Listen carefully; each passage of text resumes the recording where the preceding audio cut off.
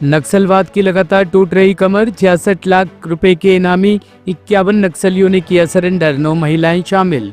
बीजापुर जिले में एक बार फिर नक्सलियों को बड़ा झटका लगा है। बुधवार को शासन की व्यापक नक्सल उन्मूलन नीति और पूना मार्गिम पुनर्वास से पुनर्जीवन योजना के तहत 51 नक्सलियों ने आत्मसमर्पण किया। आत्मसमर्पण करने वाले नक्सलियों में 9 महिलाएं और 42 पुरुष नक्सली शामिल है, जिन पर कुल 66 लाख का इनाम घोषित था। सभी ने हिंसा का मार्ग त्याग कर लोकतांत्रिक व्यवस्था में आस्था व्यक्त की और सम्मानजनक जीवन जीने का संकल्प लिया। वर्ष 2025 में अब तक बीजापुर जिले में 461 माओवादी मुख्यधारा में शामिल हुए हैं। 138 माओवादी मारे गए और 485 गिरफ्तार किए जा चुके हैं। पीलीभीत में भीषण सड़क हादसा, पिकअप और डीसीएम में आमने सामने की टक्कर, 3 की मौत, 1 गंभीर घायल। उत्तर प्रदेश के पीलीभीत जिले में देर रात एक दर्दनाक सड़क हादसे ने पूरे इलाके को दहला दिया। असम हाईवे पर थाना गजरोला से महज 200 मीटर की दूरी पर पिकअप और डीसीएम गाड़ियों की आमने सामने की टक्कर में 3 लोगों की मौके पर ही मौत हो गई, जबकि एक गंभीर रूप से घायल हो गया। टक्कर इतनी भयानक थी कि पिकअप के परखच्चे उड़ गए और शव कैबिन में फंस गई, जिन्हें पुलिस ने जेसीबी की मदद से काटकर बाहर निकाला। पुलिस के अनुसार हादसा उस समय हुआ जब एक ट्रक और पिकअप वाहन पीलीभीत से पूरनपुर की ओर जा रहे थे। बिहार वासियों की वापसी का रेलवे ने कर दिया इंतजाम। दिल्ली मुंबई के लिए चलाई जा रही स्पेशल ट्रेनें। छठ माह पर संपन्न होने के बाद यात्रियों की वापसी यात्रा को सुगम और सुरक्षित बनाने के उद्देश्य से पूर्वोत्तर रेलवे प्रशासन ने यात्रियों की भारी भीड़ को देखते हुए कई पूजा विशेष ट्रेनों के संचालन की घोषणा की है।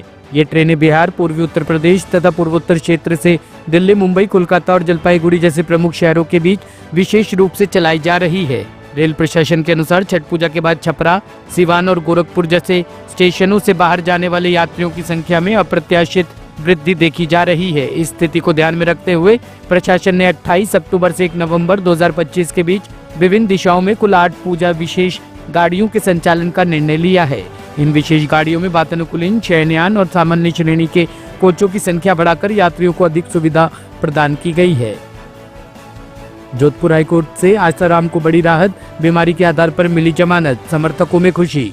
जोधपुर हाईकोर्ट से बड़ा अपडेट सामने आया है। आसाराम बापू को जोधपुर हाईकोर्ट से बड़ी राहत मिली है।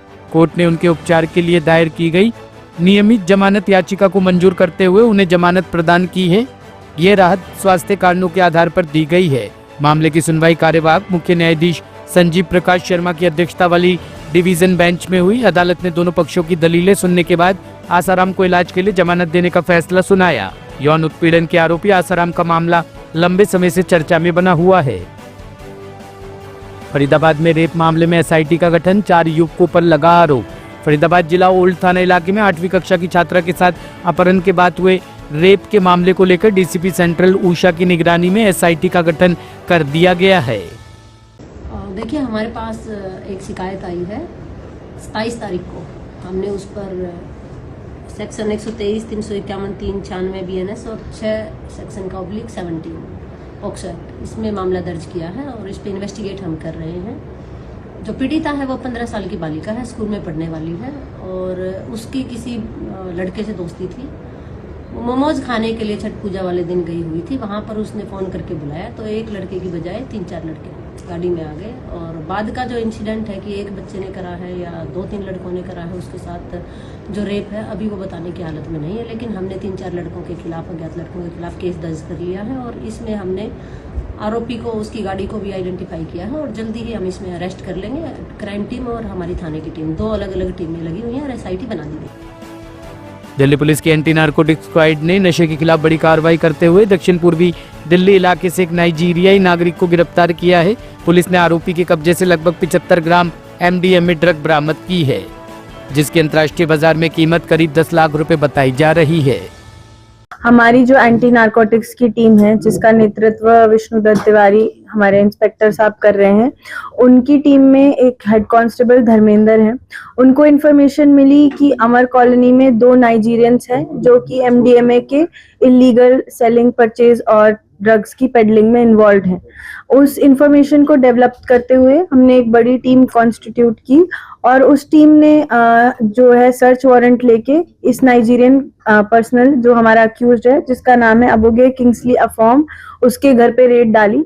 जब हमारी टीम ने रेड डाली तो वहां पे 2 नाइजीरियंस थे, जिनमें से एक को हमने अरेस्ट कर लिया और उससे हमने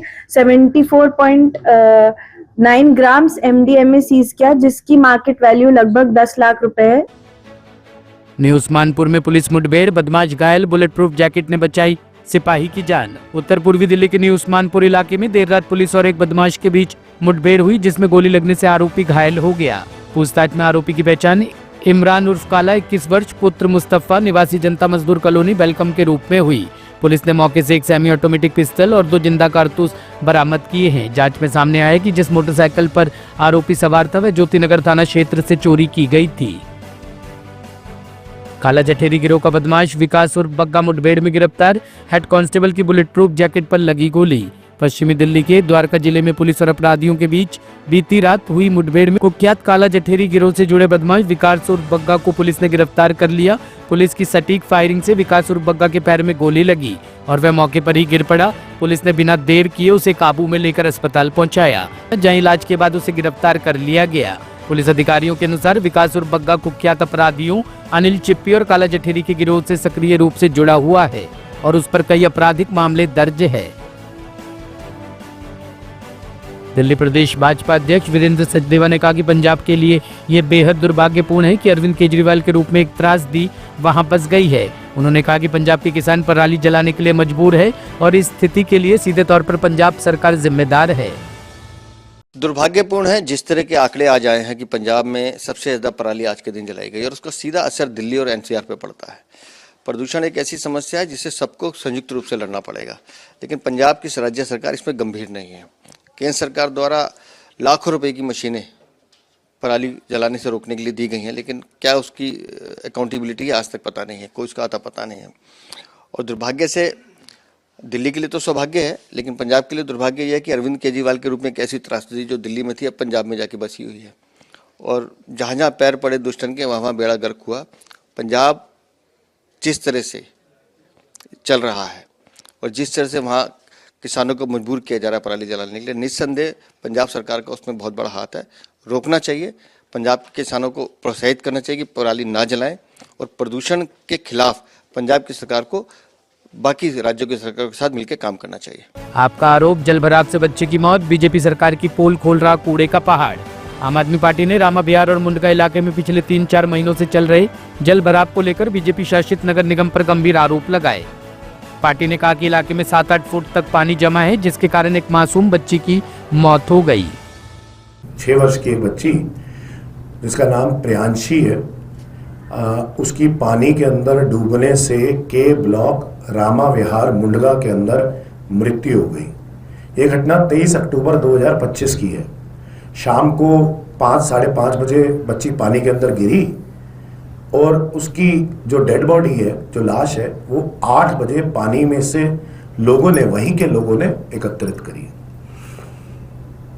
वहां पे पानी क्यों एकत्रित है? बारिश जो हुई हाल फिलहाल में, वो 3-4 महीने से वहां पर 7-7 फुट पानी एकत्रित है। ये बच्ची की तस्वीर है, जिस बच्ची की हाल फिलहाल में मृत्यु हुई है पानी में डूबने के कारण। ये पानी की तस्वीरें हैं जो पानी वहाँ पर एकत्रित है, जो बारिश का पानी 3-3, 4-4 महीने से इकट्ठा हुआ है। ये पानी आप देख सकते हैं, ये पानी लोगों के घरों के अंदर तक आ रखा है। वहाँ पे जितने घर हैं, लोगों ने घर खाली कर दिए जो बिल्कुल पानी के बीच में है, और खुद वो अपना मकान छोड़ के किराए पर रह रहे हैं। ऐसी व्यवस्था है के ब्लॉक रामा विहार मुंडगा के अंदर। बीजेपी की सरकार है दिल्ली के अंदर, वहां से भी बीजेपी का विधायक है गजेंद्र दलाल, और उनके एरिया की ये कहानी है। 6 महीने से वहां पर भलसुआ जो कूड़े का पहाड़ है, कूड़े के पहाड़ को काट काट के वहां पर कूड़ा डाला जा रहा है। वहां पर नया कूड़े का पहाड़ बन चुका है। आप बिल्कुल रामा विहार में जाइए, हाईवे शानदार सा बना हुआ है वहां पे, जिसकी वाहवाही बीजेपी लूट रही है, लेकिन साथ में पानी भी एकत्रित है और कूड़ा भी एकत्रित है। और ये कूड़ा लगातार वहां पे बढ़ता जा रहा है, लगातार वहां पर एक और कूड़े का नया पहाड़ बनता जा रहा है। दिल्ली सरकार ये कह रही थी कि हमारी कहीं पे भी वाटर लॉगिंग नहीं हो रही, लेकिन यहां पर रामा विहार मुंडगा के अंदर 4 महीने से पूर्ण तरीके से वाटर लॉगिंग है।